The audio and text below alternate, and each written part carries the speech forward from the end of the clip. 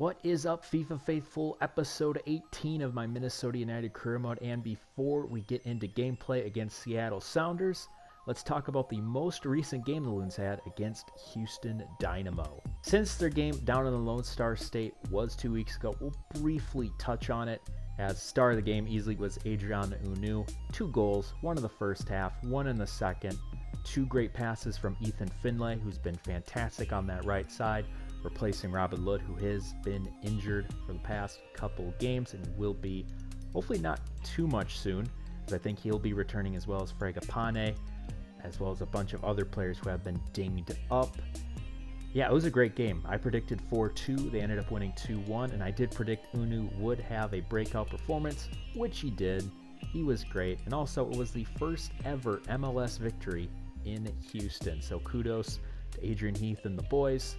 With a ragtag squad, they were able to get that 3 points and have a nice cushion in that MLS playoff race. Though it's only 4 points, and a lot of teams have that game in hand. Well, actually, we have the game in hand now, since everyone else played during the international break. We're doing great. And the only big issue now is the opponents coming down the line, because the first game back from the international break is against the Sounders. Then they got Sporting KC once again, and they also have LA Galaxy, teams in the top 4. They're going to have to get some points out of those games, and it's going to be difficult. But with players coming back from injury, I think they have a chance. Easily the biggest game of this career mode at this point. It's the first place Sounders against the second place Minnesota United. And as you can see, that is the lineup we are going to have. It is going to be that ragtag lineup that they had against Houston. We'll see how it goes against the top team in the league. I have to admit, it is really weird playing this game again. That is FIFA 21 on the PS4. I'm so used to playing with the PS5 and not even playing just the career mode in general, because I've been playing way too much pro clubs.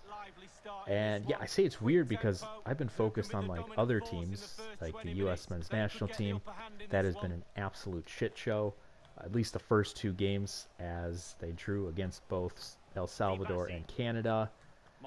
The next game against Honduras away is tomorrow when I'm recording. I don't think that's going to go well either. So yeah, I'm just hoping to get rid of Berhalter. Simple as that. In terms of Loons news, there hasn't been too much besides the recent acquisition of Fernando Adrien already. He has made quite the impact, getting that hockey assist against Houston. Again, I think that was a great signing, and I think it will be a better signing overall as compared to Ramon Abila, who they did get rid of for, I think they sent him to DC United before the deadline. And again, I think he's just the best move for the Loons. He's just a different type of striker, so when things are not going right, they can put him in. And plus, I've been watching a lot of the Sound of the Loons podcast with Callum Wilson. No, Callum Williams. There we go. I just want to say Callum Wilson. Oh, Callum Wilson is the striker for Newcastle. But anyway, watching a lot of the Sound of the Loons podcast, and Callum Williams said it correctly, that Adrien Hunou is not like the lone striker. He's a striker that needs help. And when he had help with Adi, it showed. He had a lot more chances, and I think, it kind of sucks, because with Reynoso, that's his position, kind of like being behind the striker, but it's just a different type of guy behind the strikers. Honestly, Hunou is more of a second striker. But anyway, it is a good signing right before the window, and I don't think they'll need to make any more signings soon, since everyone's getting back to full fitness. There we go. What a play by Metnair. He's able to find Trapp already half hour in. Nothing of note as of yet. Gasper flings that through to Dotson, who has been playing a lot on that left wing. Not the best idea, but they've had to make do. And he's been doing okay. It's just weird having a CDM playing left mid. Pass out wide, Metnair. Does see a streak and run from Ja'Cory Hayes. Does get his head on it, well wide.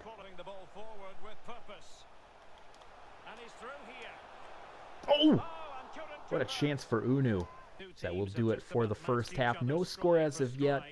That's exactly what the Loons want here against the top team. Now they got to start attacking in the second. But we'll find the feet of Gasper. Former Maryland Terrapin. He's able to find Dotson. Both drafted in the same year. Now another opportunity here. Finlay. Just wanted to run. Hunou finds it. Oh, a chance for a curler by Ozzy Alonso, but no mustard to it. Maybe a chance here. Tap down. Good play.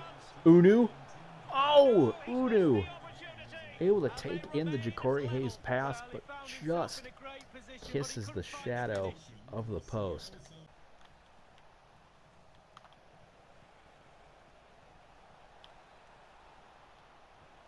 There's a shot. Good save there by Miller, and I think it's time to make a sub here. So they are doing a decent job, but let's actually bring on some players. So bring on him, Fragapane. Sure, why not? Let's bring on Weah. Still pushing for a winner. Oh, maybe a chance here. Ja'Cory Hayes taking it himself. Pass it back. Chance for an open shot. Oh, what a good save by Fry. So we do have one last chance for a corner. Give it to Fragapane here. Try to find a big man in the box. It's floated up. Chance for a header. Won't be there. Chance for a cross. But it looks like that will do it. No score after 90 minutes. A great defensive shift by the Loons, but just could not finish it. So after 90 minutes here at Allianz Field, no score to both sides. You know what? I am going to call an audible. We're going to play 2 games today, and we're going to take on Chicago Fire at home. It's always fun playing Chicago Fire due to the proximity of both sides. As I have talked about previously, they should be rivals, but also the former Loons players on the side, as they do have Francisco Calvo. Now, with Calvo, it's interesting. In the earlier days of the Loons, I didn't mind him at all because he was honestly one of our best players. But I think that third season, once they moved into Allianz, they had more quality, and his lack of quality really showed. And his lack of discipline, getting red cards, whenever he wanted to. It was really annoying. And thankfully, they got rid of him, and they got better players. So there's a sliding ball through, and good God. Already, Baric putting the Fire on top. 1-0, just 10 minutes in. There's a good block by Gregush, able to win that back. There are some reports about Gregush, and that this will be his last year in Minnesota. And it makes sense. The reason why they brought him in was because of the lack of midfield quality. And now with the acquisition of Will Trapp, I know there's better than Will Trapp, but based on... oh, there's a chance. Yep, there we go. There's a goal. I'll finish my thought later, as Reynoso does tie it up here in the 37th minute. Great crossing pass in to the Argentine designated player. The Loons are back into this one. So as I was saying, with Gregush, it does make sense as to why they're going to let him go at the end of the season, because they have more midfielders now, more quality midfielders as opposed to their earlier days.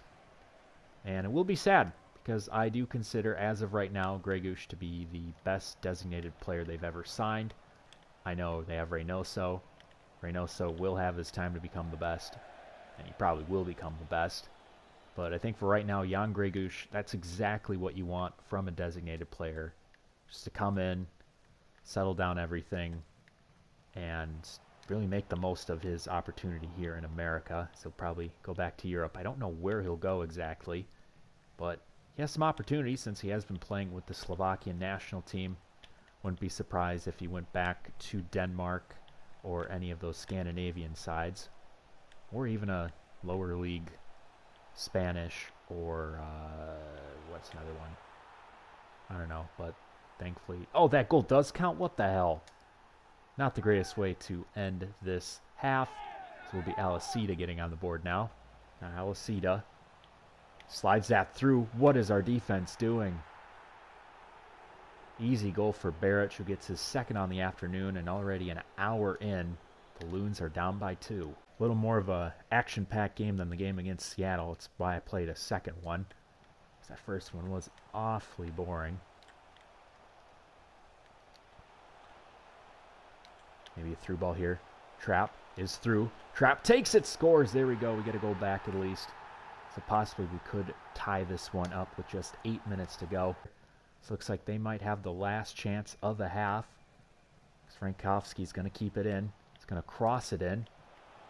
And it's going to fall straight to Baric. He'll get the hat trick. There goes the comeback chance. As the Loons are distraught on the ground. Is that man there, designated player, gets the hat trick and the win for Chicago Fire. Simming further ahead, we do have the same amount of games as the Sounders, but they have a 6-point lead. And if the Timbers do win their next game, they will climb 1 point ahead of us. So it looks like at the end of the season, we will finish either second or third. Since we are playing the Sounders this weekend, it's more fitting to have them on the game in real life as well. So here is my prediction. We might have some players back. Players are going to be well rested. However, I still think the Sounders are going to throttle them. The Loons never do well away from home, especially at Lumen Field. Still the ghosts from that Western Conference Finals. They still loom, and I think it's going to be 3-1 Seattle Sounders. I think it's going to be similar to the first game of the season. They're going to have their issues. Seattle's going to exploit them with Rui Diaz, with Montero. It's not going to be pretty. I know, I wish I had better news, but I just don't think that's going to be the case. So yes, this will be the end of the episode. I hope you enjoyed watching it as much as I did playing it. Be sure to like and subscribe, and I will see you next time. This has been Bearhamms, and as always, toodaloo.